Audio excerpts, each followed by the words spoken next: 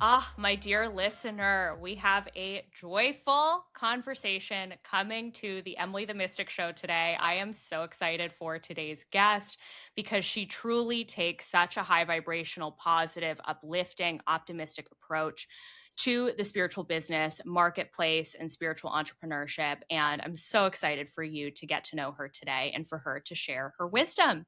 So we have Joeaux Robey MBA coming to the show today, affectionately known as The Joy, who is a visionary and a master of reinvention for Soulopreneur Productions. Her spiritual transformation over a decade ago led her to leave her position as executive vice president of a large search engine marketing agency working with Fortune 500 companies and embark on a spiritual journey to help others connect with their purpose and mission. Joy's passion lies in assisting individuals and sharing their gifts with the world and creating the abundance they deserve. With her guidance, solopreneurs discover what they were born to do in this lifetime and learn to turn their passion and purpose into profit and play. Joy firmly believes that life is meant to be fun, and she encourages her clients to embrace the concept of PLURK, aka play and work, and make a living doing what they love. It's like all of my values all wrapped up in one bio, Joy. I love it. Welcome to the show. Thank you. And thank you for that introduction. I appreciate you and what you're doing in the world as well. Oh my gosh, absolutely. And where are you joining us from? I actually live in Branson, Missouri. After having lived in Southern California for the first 50 years of my life, I was part of the mass exodus out of California, and now I live in the Midwest. Oh, I love that. Beautiful. I love when there are light workers all over the United States and the world. It brings me so much joy. And where are you, Emily? I'm in Philadelphia, Pennsylvania, Ah, okay. East Coast. Yeah, yeah, nice. And Joy, what is bringing you joy in your life right now? I have to know. Oh, what a great question. So, this year, for my birthday in September, I decided that I was going to gift myself the gift of fun. So every day I am committed, I should say, to doing 365 days of fun. And it came out of a conversation with another spiritual friend of mine. Um, and what happened was I realized that I already have fun every day. It's like it's a non-negotiable. Um it's one of my highest values is that after having lived decades of been through the 90s and the 2000s of working so hard and having the badge of honor of I only need 4 hours of sleep a night and all of that stuff that we went through back then during the dot-coms and all of that. I like literally had a nervous breakdown. And I realized that nothing was really worthwhile if we weren't expanding and enjoying it. So I gifted myself this 365 days of fun. And it started off with things that what it became, Emily, was more about not so much about what I did. Okay. Because a lot of my friends sent me things to do, and I'm grateful for it too. Like they sent me watercolors, and because I'm an artist and I like to draw, and they sent me all these really fun things to do. But what I found out was that it was a lot more about who I did it with than what I was doing, you know? And so my husband um, had signed up for a fantasy camp, and both of us are big baseball fans. And we started doing things that we hadn't done since like high school and college, like going to the batting cages and like literally going outside with a glove and a ball and throwing the ball to one another. And it just became this thing that every day we would look at each other and say, what are we going to do today? And I recommend that for everybody. 365 days of fun. It should be your gift every year because I really believe that the reason we're here is to experience joy. I could not agree more. Snaps for that, full body chills. I just have to say for me, and I feel like a lot of people are feeling this way right now too, tapping into those specific things that maybe you did them in the past or you just feel really intuitively guided to do that do bring you joy is so important. For me, I finally got back into playing tennis again. I used to be a tennis player my whole life and stopped playing in college and haven't picked up a racket since. And my soul said, this is the year, signing up for tennis lessons.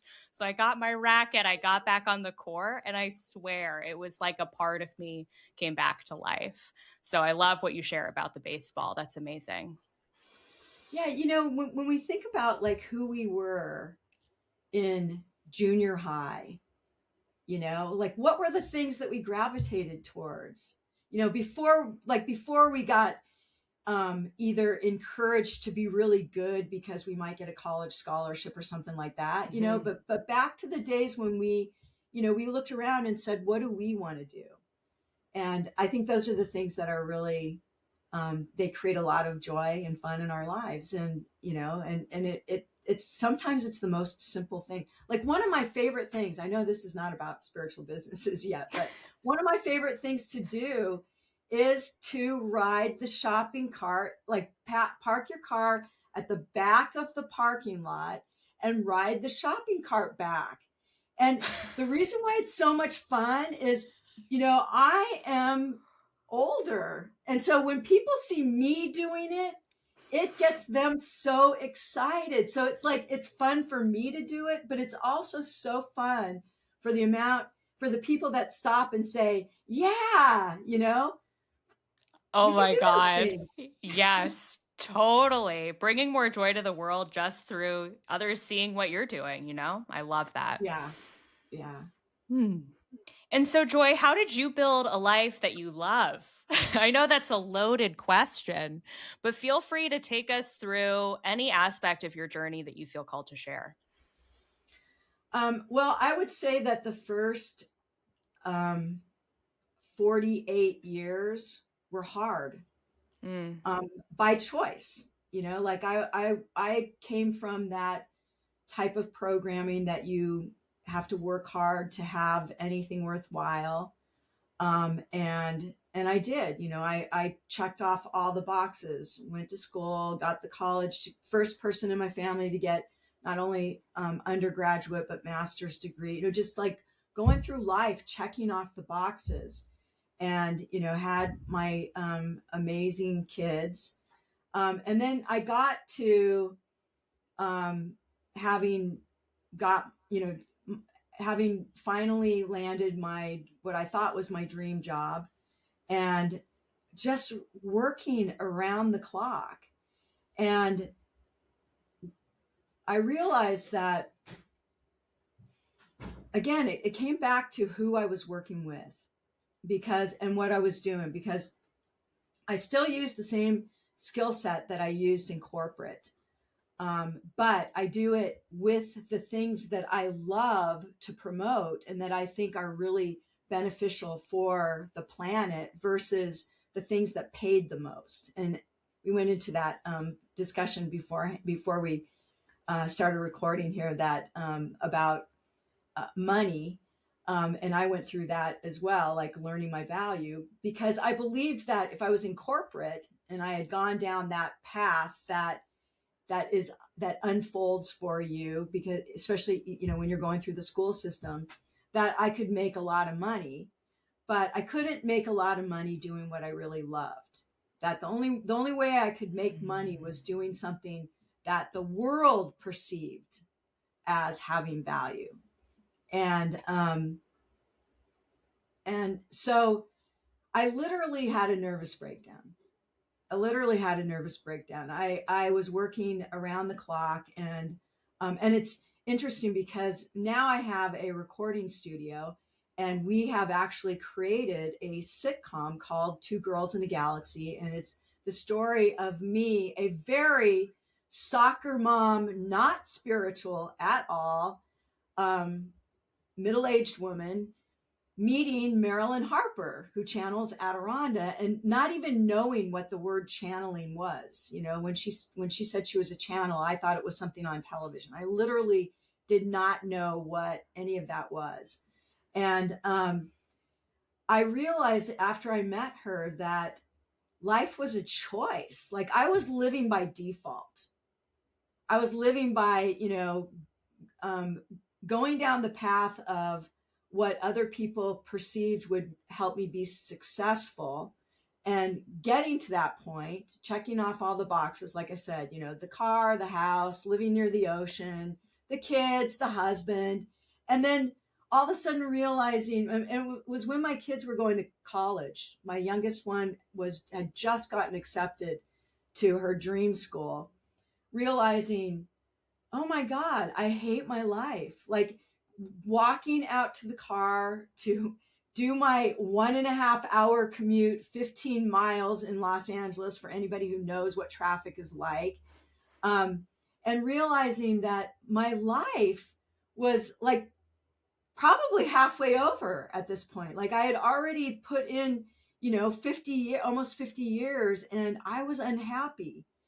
And it caused me to go down a spiritual path, and going down the rabbit hole, first of all the things outside of me, all the spiritual experiences outside of me that were causing me to question. And then eventually getting to a point where I started really, really doing the deep soul work and realizing that everything was inside of me. Like none of the things outside that I had worked so hard and spent so much time going after were going to make me happy. And to the point that I literally I lost my house. I quit my job. Like I literally went back to starting over. Wow. And do you know, Emily, I was able to create that 50-year life in like literally about 7 years. Mm. And what I learned from that experience was that it's a choice. It's absolutely a choice. And so now when I'm around people who don't choose that, I don't want to be around them. I just don't want to be around them. It was such a huge lesson for me. It did not come naturally. It came through trial and error. And then I reached a point where I realized that I was manifesting. Once I got happy, actually, once I got grateful, that's the key. I like to say gratitude is the abracadabra of the universe. Once I got grateful for absolutely everything, even the bad things, like even when I could look at what I considered bad and find something good about it, my entire life changed. And, to the point that even my kids would come to me and say, I want to do this. Like they thought I had some special skill to manifest things. And it wasn't that. It was just that I knew that it all started with the feeling inside. And once I learned how simple it was, it changed my life. I wish everybody knew that. Like if that's the one message I could give everybody, is just be grateful. Be grateful for everything. It'll change your life. Oh my gosh, Joy, you are speaking to my soul. I mean, I had that realization at the beginning of this year, 2026, as I was busy writing my intentions for the new year, and I'm an expert in spiritual philosophy, right? Like we can really get up in our heads about, our intentions and how we want to frame them for the year. And I really sat with it and sat with it. And what was underneath all of those layers was, I just want to be happy this year. I want to be my happiest this year yet. My life is already happy, but I just want it to be better. I want more joy. I want to amplify the happiness. And when I felt that, something inside clicked for me. And I was like, oh my God, well, that means I have to let go of all the things that aren't making me happy. And okay, that's where the work begins. Yeah. Yeah. Releasing all of that, and it's funny because I was just talking I was on a program last night where we were talking about vision boards and manifesting and all that. And I've been through all of that. I've been through where I create entire walls in my house are my vision board. And what I realized was we're creating all of it. It's all a vision board, everything around us. So if you don't like it, change it. Mm-hmm. It's that simple. It's that simple. Yeah. Your life is a living vision board. Mm-hmm.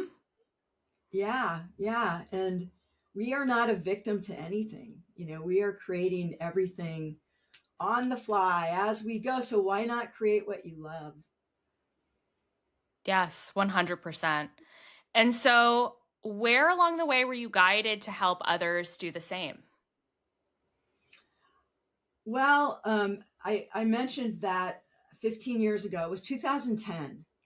I had a walk-in experience. Are you familiar with that term? Yes, but if you could share with the listener so that they understand, that would be great. Okay. A walk-in, there's different definitions, but I'm going to give you what I believe happened. It's basically a soul exchange, and it was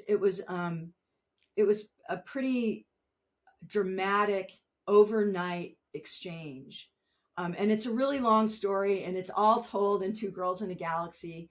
But I'll just tell you, like, the net of it is that one night I went to sleep, and the next day I woke up and I was a different person, literally. I mean, I had been a vegetarian for 25 years. I suddenly started eating meat. I couldn't wear the same clothes. I had been working in corporate, and all of a sudden, all of the, borderline ethical issues that come up in corporate, I just could not, I couldn't deal with it. And there's a lot more to the story. I mean, it actually started about 4 years earlier, because I told you I had a nervous breakdown. I was so miserable that I literally wanted to commit suicide. And I was in the process of doing it when I had like a holograph experience of my children. And I realized at that point, if I were to take my own life, really the only people it was going to hurt were the ones that I was going to leave behind. And so I chose that once they were on their own, that, at the time I chose I would leave, right? But Spirit had another idea. And so a different soul came in my body, and there were actually me, the walk in and the walk out at the same time for about a year. And it was very, very confusing. But that's when I met, very synchronistically, Marilyn Harper, who is also a walk-in. And that's a wild story because I was living in Los Angeles at the time. She was in Branson, Missouri. And there's no reason, you've met her, there's no reason the two of us ever would have met. We are as opposite can be. And because I was going through that whole I don't know who I am experience, I had quit my job. I had 2 kids in college. My finances were like burning up very quickly. And I was questioning my marriage, everything. And synchronistically, I told my husband I could not live in LA any longer. It was just I needed stillness. I didn't know why, but I needed stillness. And so, and he and I had been separated. We'd seen counselor, just all kinds of stuff happening. And we agreed that, okay, so if we're going to move and we're going to make a go out of this, he said, where do you want to go? And I said, I want to live in a motorhome and travel the country and work off the internet because I'm an internet marketer. I can do that. So we went to a 1 day, a 1 weekend auction for motorhomes. And while we were there so long looking at motorhomes that they brought in the closer. Well, the closer happened to be the same exact person that opened up Marilyn Harper to Channeling Adironda. And Adironda literally spoke through her in the back of a fifth wheel as people, it's like a model home. People are walking around, checking it out, spoke to me. I thought it was the weirdest thing that I had ever seen. And I thought, oh my God, this woman is like really trying to sell me a motorhome. And my husband at the time was the one who was paying attention. He was the one who was saying, something's happening here. And so at some point, this woman asked me, she said, so when do you think that you would want to buy a motorhome? And I said, well, not today. And she said, I think you're going on a spiritual adventure. And she leaned forward and she gave me a business card and she wrote on the back of it Marilyn Harper's phone number and said, you need to call this woman. And so I called Marilyn like a couple of days later. At first I kept carrying the card around thinking, this is weird. Like, why, So I called Marilyn and Marilyn, Marilyn, it's really funny. Like I said, hi, I'm looking for Marilyn Harper. And she said, okay. And I said, she said, I said, I'm not sure why I'm calling. And she thought I was a telemarketer is what she thought. And so the net of it was that, she asked me if I wanted a session with Adironda. I basically said, Ada who? Like I didn't even know what she was talking about. And a couple days later, I had a conversation with her and then also with Adironda. And I found out that what I was experiencing was a walk-in. And it was the wildest thing. And so I started working with her because I was doing internet marketing at the time and I was building websites and she needed a website. And we started just sort of as friends and working together. And then at some point, I realized how amazing it was that she was doing and what she was trying to do in helping people. And I remember the turning point, Emily, because we were at a group event. I'd been working with her for about 6 months. And I remember Adironda telling this woman in a group channel how much they loved her. And in watching the woman, I knew no one had ever said that to her before. She just started to shake and cry. And I thought, okay, this is what I want to do with my life. I want to help people realize what love is, and which is what Adironda and Marilyn are all about. And so I started working with her only for about the first 8 years. And then people started handing me the microphone. I was always in the back of the room, handling everything, what your team does, right? And then I started getting the microphone, which I was terrified of public speaking, absolutely terrified. And then during that time, we started traveling with Lee Carroll. And he started handing me the microphone. And then the next thing I knew, I was working with Marilyn, I was working with Lee. I started working with a variety of different I call them spiritual entrepreneurs because that's what they are. It is a business, what they have.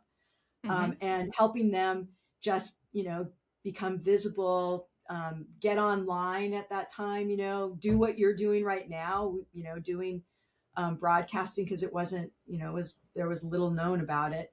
And then COVID hit. And when COVID hit, my business just took off because suddenly people who were doing live events had to figure out how to be online. And so my business quadrupled at that point. And then I realized that I wanted to work with a lot more people. I love working with Marilyn and Lee. I still work with Marilyn and Lee. My team handles everything for them. But I also wanted to help other spiritual entrepreneurs out there. And so that's what I do with my platform, with Enlighten.tv, with $1 Million Lightworker, all of that. It's all about helping spiritual entrepreneurs get out and become visible and make money. Yes. Oh my God. Yes. And just a quick side note here for my listener, Marilyn will be on the show in a few weeks after Joy's episode is released. So be on the lookout for that episode. That'll be so fun to hear from her Awesome. too. Yeah. Yes. And so Joy, I would love to hear from your perspective. What are some of the biggest things that spiritual entrepreneurs are feeling challenged with right now? I mean, business is rapidly changing, the marketplace is evolving, it's 2026, things are going on in the world. So, what are you feeling and sensing that people are navigating in spiritual business? Well, the number one thing I think all spiritual entrepreneurs, unless they're already successful, struggle with is money and how much to charge and charging enough, and understanding that, yes, they may be a coach, they may be a healer, they may be a channeler, whatever they are. They may sell crystals, whatever it is that they're doing, it's still business. If they're not making enough money to make a living at it, it's a hobby. It's not a serious business, and you can make really good money in this industry, and you need to make good money. This is what you and I were talking about earlier, because I believe that if you are serious about having a massive impact, and that's not to say that everybody is in this situation. I mean, I know there are a lot of people who dabble, and that's fine, and they enjoy it. They've learned modalities, they've learned how to channel, they do spiritual adventures, whatever it is they do. But the truth is, it takes money to really have a massive impact. I mean, any of the programs that you go to, any live events are expensive to put on. You have to have a lot of money up front for deposits. You have to pay people. You do marketing. Marketing is really challenging these days. It's not like it used to be. There's a lot of different ways to reach people. And I see two different things with that. I see younger people grasping the technology and running with it and really understanding it, and older people not understanding the technology and getting tripped up by it. But then I'll see younger people getting really tripped up by the money, and not realizing that it does take money to make money. I think the biggest common thing I see with people when they're starting out, though, is not knowing what they do and who they do it for. Like, not being absolutely clear on who your, I call them an avatar, but your right fit client is, and how to reach them. I mean, the easiest way to do, it's the same in any business, but in the spiritual market, people tend to think, well, my market is everybody. And that's great. It probably is everybody, but you probably don't not have enough money or resources to go after everybody. Mm-hmm. And so I feel like that's probably my superpower, is helping people really hone in on who is their business for and what they do, beyond them saying, I'm a Reiki healer. Yeah, but what do you do? Because that doesn't mean anything to the person that you're talking to unless they're already a Reiki healer too. You know what I mean? Mm-hmm. So I think that those are the challenges I see the most. And the one that I love to address the most is the money thing. Because, like I like to say, is however you feel about money right now, money just felt that. So if you love money, money just felt that. But if money makes you shrink, money just felt that. It's all about the feeling. And how would one go about shifting the way that they feel and perceive money? Well, it's actually very simple. And it's one of those things that's not necessarily easy, but it's really, it's rewiring your programming. Simple in that if you just walk around saying, I am a great manifester, I love money, until you actually feel that way, it will change everything. The challenge is, most people don't feel that way at first. If they have money issues, they don't feel that way at first. So they let that feeling hold them back. And it's actually simple in breaking any pattern. You've got your telomeres, they're going up, they're creating the habit of I I'm not worthy, or I don't have enough, or I'm not, I can't afford this.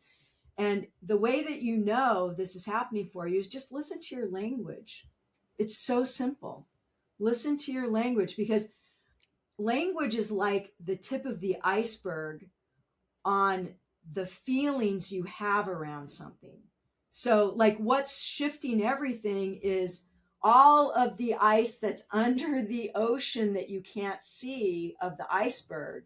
What's up on top is the reflection of your world. It's the words that you're using. So if you're looking around and you don't like what you see, start paying attention to the words that you're using, and just catch your words. Like when you say, I have this simple trick, Emily. It's such a simple trick, but put $100 bill in your wallet and don't spend it. It shifts the feeling that way. If you find that you are never have enough money to, let's say, just go to lunch with people, just to go do simple things, right? Then put $100 bill in your wallet. And then what it does is it shifts the feeling around, I have enough money to do that, but maybe I'm choosing not to do that right now. And it starts to shift the feeling around, I don't have enough, I can't do that, to back to what we talked about earlier about choosing what you want instead of living by default in the programming that somewhere along the line, people who probably loved you a lot gave to you, right? But you do not have to live in that framework at all. You can absolutely choose it. And I don't care how old you are, you can choose it. It's never too late to start. Absolutely. Even just talking it out with a friend can make such a big difference, because you can hear in your own words how you are feeling about money or anything in your life that is challenging for you, just through the language that you speak, just through your words. I've started to get in the habit of catching myself whenever I say something. I say, limiting belief, Emily. That's a limiting belief. That's not true. Yeah. We can shift that right away and let that go. Yeah.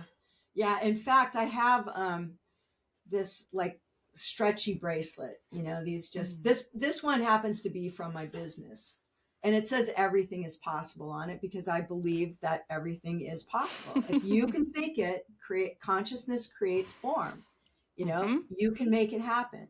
And so this bracelet, Adironda actually gave us this, Emily, like 15 years ago. Marilyn will have one on too. My husband wears one. My kids wear them.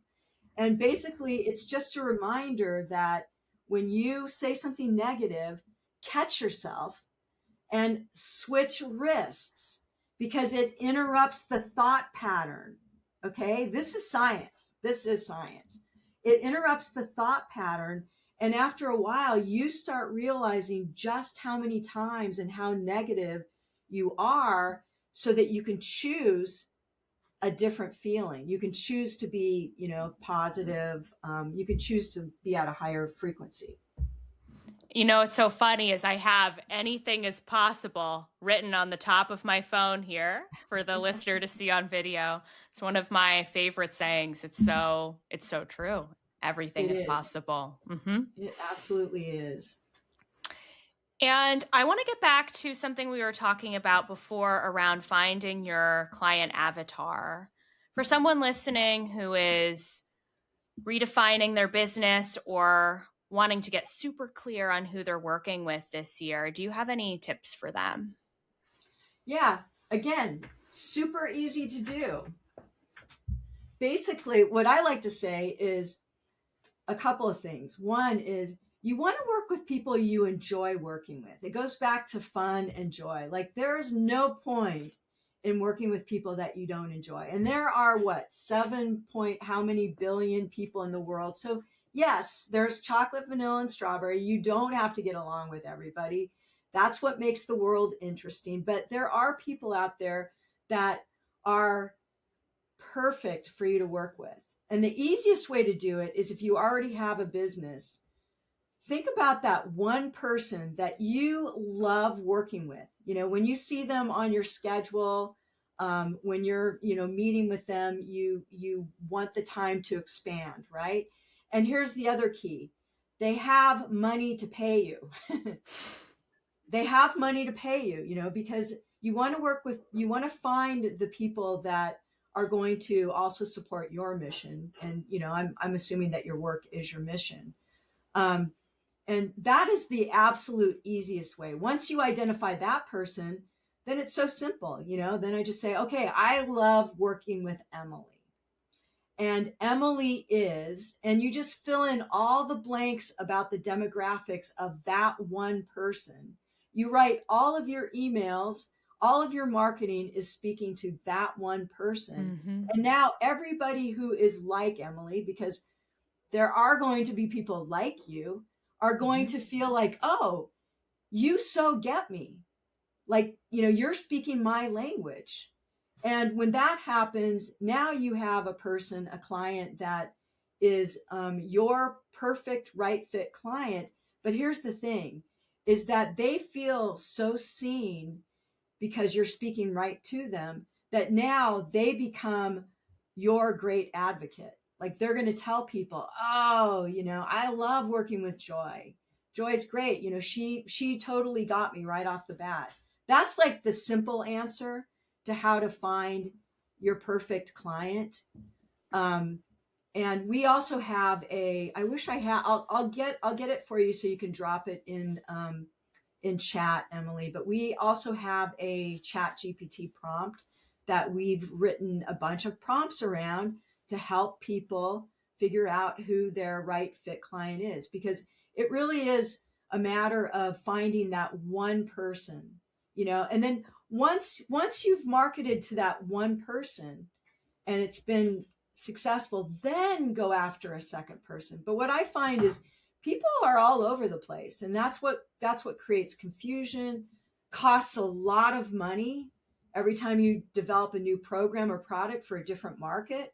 You have a whole different funnel that you have to create, you know. So that is the advice that I give people right out of the gate is like simplify. You know, marketing is hard enough. Change my language, right? Marketing has enough challenges. You know, marketing offers enough lessons. Marketing, you know, here's the truth. If you're doing it yourself, marketing is time consuming. There's no way around it. If you're hiring people, marketing people are expensive people to hire, you know? So you want to simplify it so your marketing message is simple, but then you can get that same message out to a lot of different places. I love that advice so much. So powerful. And I know a lot of my listeners who are entrepreneurs feel challenged, especially with visibility and showing up online and being seen. So do you have any tips for someone listening who is just grasping at social media, wondering, why isn't the algorithm working for me? Or why aren't people finding me? Why aren't people seeing me? What would you tell them? Don't give up. Don't give up. I mean, I remember when we started traveling with Lee Carroll, and at that point, I'd been working with Marilyn for about 8 years, and we were making a living, but we weren't making, you know, the kind of money we wanted to make, and we weren't we were starting to reach more people. It was growing, let's put it that way. And I remember Lee, who's been doing this at that point, I think he'd been doing it 30 years.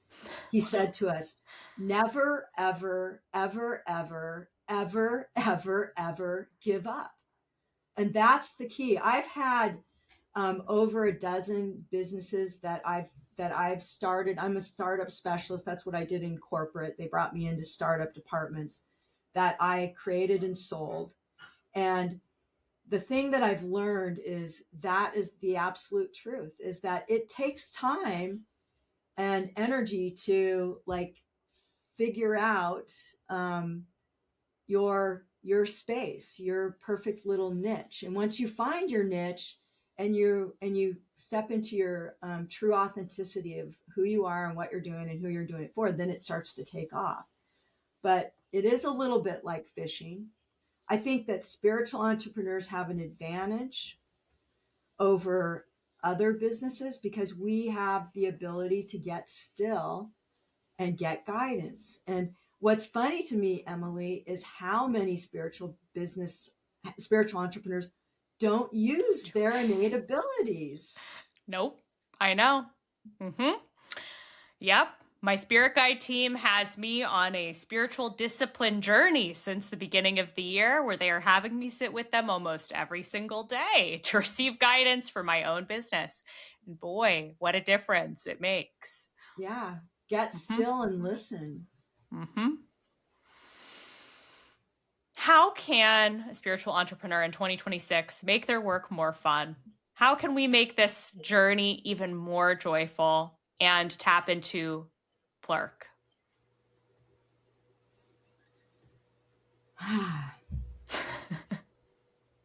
So, one is play with people that you enjoy. Like right off the bat, just decide.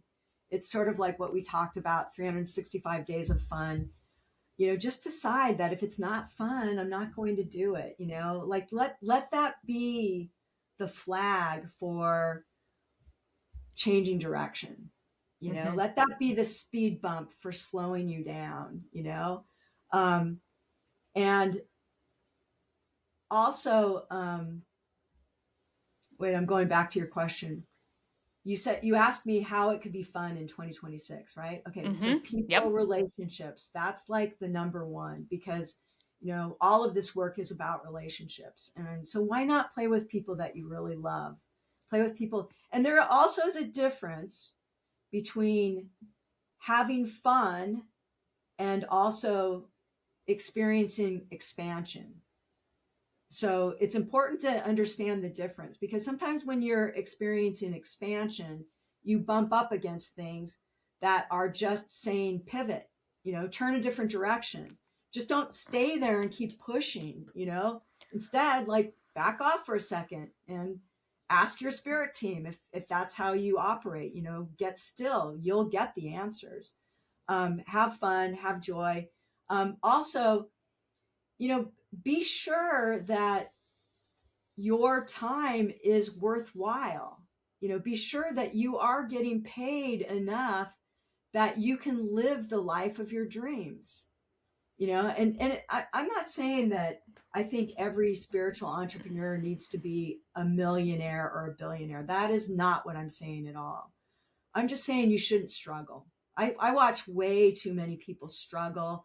They're afraid to hire people, so they hire volunteers, and their work never has quite that professionalism. I'm not saying, again, that volunteers are bad. Like, there's a place for them too.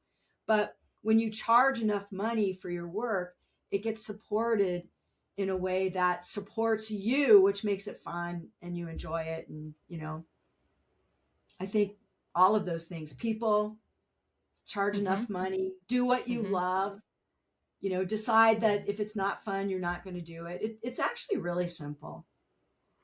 I love this. One question that I get asked all the time is, ooh, Emily, I'm ready to raise my prices and I'm afraid.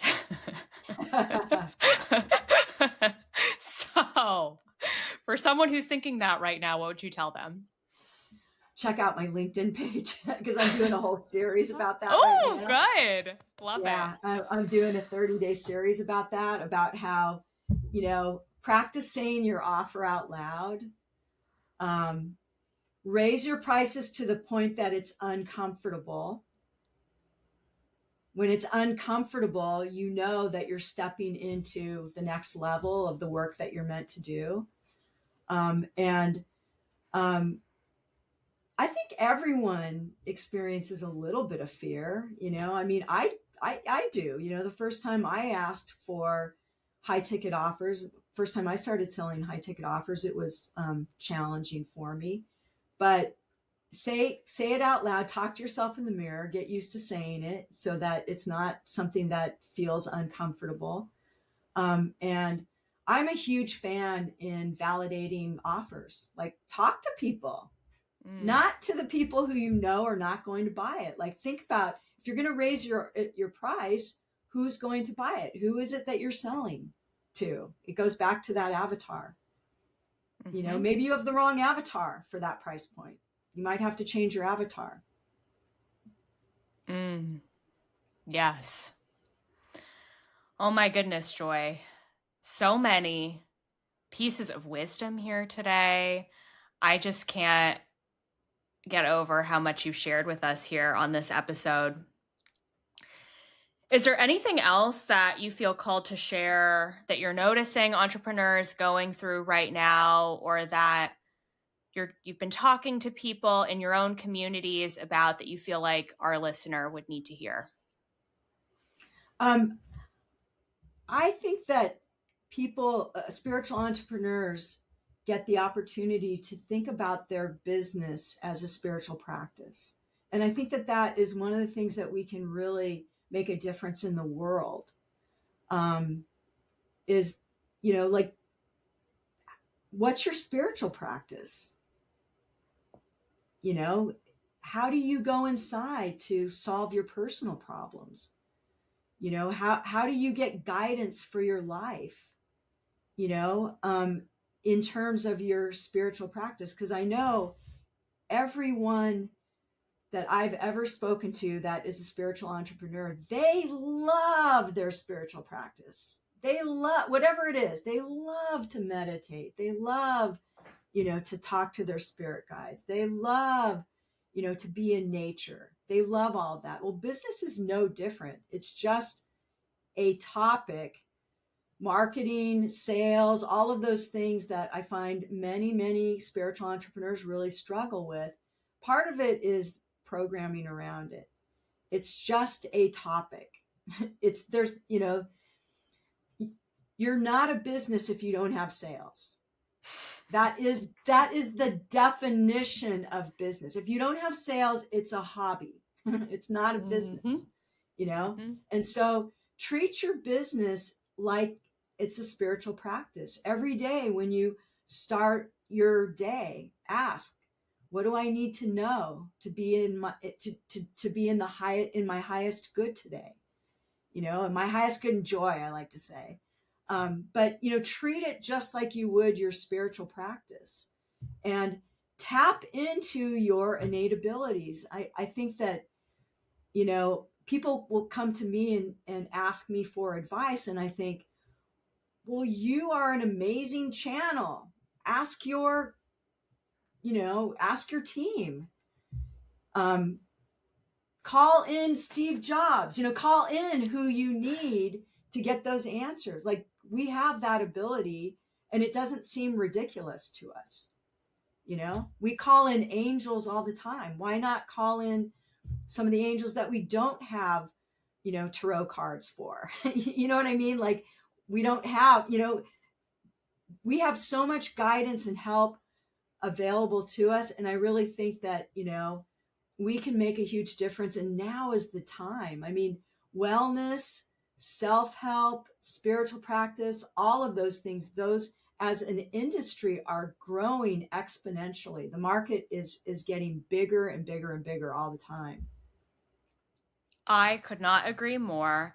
And I think what's so important to remember in an energy that I'm really tapping into for this year is the more that you focus on your gifts and your channel and your practice, and the more that you tap into that unique skill set, because we all have a different skill set, we all have different gifts. That's really your mission. That's really what you came here to share with the world. And sometimes spiritual entrepreneurs don't spend enough time really focusing on honing their craft and making it excellent and becoming so laser focused and good at what they do, that sometimes the missing puzzle piece in the gap that needs to be filled is, how can I make my gifts even better? How can I expand them? And then when you tap into that, there's almost like this elevation that happens. you start getting noticed. People start coming to you more, and it grows your confidence in yourself and your practice. So I know for me, whenever I start to feel like I'm hitting a little bit of a plateau, I'm almost go through a spiritual initiation of sorts. It's like, oh, the next level of my gifts, the next level of Emily is about to come online. And my next client avatar comes along for the ride as a result, which I find absolutely fascinating. So it starts with going inwards. Yeah. Plain and simple. And also I think, and I think you would agree with this, like everyone out there that has a spiritual business, ask yourself, what is it costing the world for you not to play bigger? What is it costing the world for you not to be out there sharing your gifts and helping, spread love and peace on the planet? And helping people understand that we can solve problems in so many different ways. Because we tend to think about how we're stopped, but we don't think of the flip side of how many people we could be helping if we would just put ourselves out there. Because I don't believe there is such thing as failure at all. I think it's just good feedback. Whenever something happens that didn't turn out the way that you wanted, it's just good feedback. There's no such thing as failure. And divine redirection to a path that's going to be more aligned. Absolutely. Yeah. And I think one thing too, that is a tip that's just coming through for me that is really helpful, is notice how you talk about the work that you do with people in your life, especially people outside of the industry. How do you explain your spiritual business to someone new or someone who doesn't know? Seeing your languaging around that and how you describe it really can get you out of your comfort zone a little bit and engage your brain to say, oh, am I confidently explaining to someone new who I am and what I do? Or is there a little bit of room for improvement and really being clear on who I am in this business space and what I represent? Yeah, and I think right now language is so important because there's so many bridges happening. There's so many people that have experience that would not experience spirituality without the science first. That now, like as we look at, all kinds of things around quantum experiences that are being proven by science, or all the healing that is being proven now by science, and the things that we have trusted without the science, that it's creating a lot of bridges of curiosity. And the key is to be able to reach those people with your language at a place that they can hear you. And so, I know that for a lot of spiritual people, when we come together at an event, we feel like, oh, this is my tribe. I can be who I am. I can speak about these experiences that I've had. Ask yourself, or ask your guidance system to give you the information too. I know this is something Marilyn does. Ask yourself for the perfect words to be able to explain what you do. Because, in a lot of cases, like with Marilyn, we traveled a lot. We traveled to almost every continent for 15 years. And inevitably, she would sit down next to the Baptist minister on the plane, and he would say, what do you do for a living?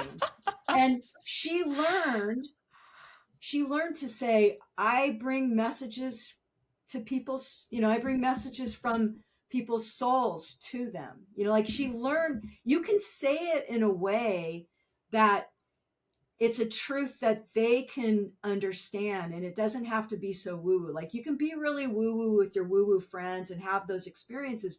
But if you want to really expand and get out beyond singing to the choir, then learn to say it in a way that people can hear it. Because, channeling exists on so many different levels.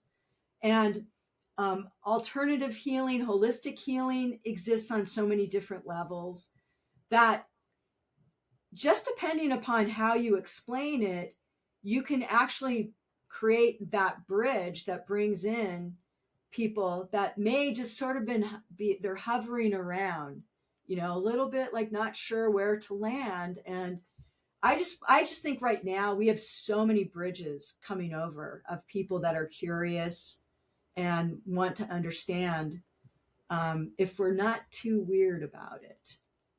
100%. I think sometimes we get caught up in the spiritual jargon in this industry. Yeah. And we have this like high level language that we use. And I'm really finding my audience is resonating. I spend a lot of my time marketing on Instagram, that people really love when you talk about spiritual topics in a down to earth, modern, real girl kind of way. People Yeah. are really loving that, especially with a sense of humor. And that's me. That's who I am anyway. So it makes my job really easy. And So you fun. don't, and fun. So you don't need to Yeah. overcomplicate it, Yeah. I agree. So of course, Joy, as we wrap up this episode today, we must know, what does being a mystic mean to you? Well, I think that we're all mystics. Mystics is really just that internal guidance system. And it's learning, it's especially in business, it's learning to get past the hustle and really dance with the universe, really play, because we have so many different ways of understanding, when we are on the divine right path. If we just pay attention to our body is like this, I like to call it a joy barometer. It's like when you're not experiencing joy and you ask yourself what's going on, um, you get the answers. But being a mystic is just being in that space. It's being that human that understands that you have access to all of these gifts that aren't really gifts. We call them gifts, they're really ours. It's just that we're learning to step into that fifth dimensional space where we're not used to using a lot of the tools that are not yet proven scientifically. So we're just a few steps ahead of the people who may not consider themselves a mystic. But we're all mystics. We're all channels. We all have access, but it's like a muscle. And the more you use it, and the more, like you said, where you're really taking the time to step more into your gifts, the more you use it, the more confident you get using it, and the more you would call yourself a mystic. But I think that it's really, Emily, I'm a simpleton. I've learned to like just keep things really simple. And I believe that, we all have these gifts. Some of us are using them and we don't even know we're using them. We just use them so innately. And I think that as consciousness begins to realize that, things like meditation and stillness and asking, I mean, as simple as asking for answers, as we step into that power, and it really is power, more and more people experience it, and the more mainstream it becomes. Absolutely. Abso-freaking-lutely. And do you have any final tips for living a mystical life? I can only share what works for me. And again, 7+ billion people on the planet, everybody does things differently. But for me, it really is about stillness. Like, I have to get still. I have to create the space. Let me rephrase that. I get to create the space to take the time on a daily basis to get still. And it's not complicated. I don't need guided meditations or anything to do that, although there was a time that helped me learn to get into that space. And it can be as simple as, walking out in nature. For me, I love, being outside, being in the trees near water. All of that can also bring you closer to your guidance system. I call it guidance system. I know we all have different names for it, but I believe that it's really about getting still. There's so much noise in the world, and we're programmed to tune into all that noise. And the hardest thing really is to just be still and listen. I learned a while ago that if you ask, in fact, funny story, real quick about Marilyn and I, is that when I first met her, she was a channel. I thought she had all the answers. I wanted a session with Adironda because I wanted to find out what they would have to say. And I, over time, realized that I could get those answers myself. And I remember one time, like after asking her, like that 3-year-old child, but why, but why, but why? And finally, one time, I was asking her a question about something spiritual, and she said, ask. And I was literally going to get it tattooed on the side of my finger here so that I would remember to ask, because I was so, accustomed to asking other people. And once I learned that, I really did find that you can get your own answers.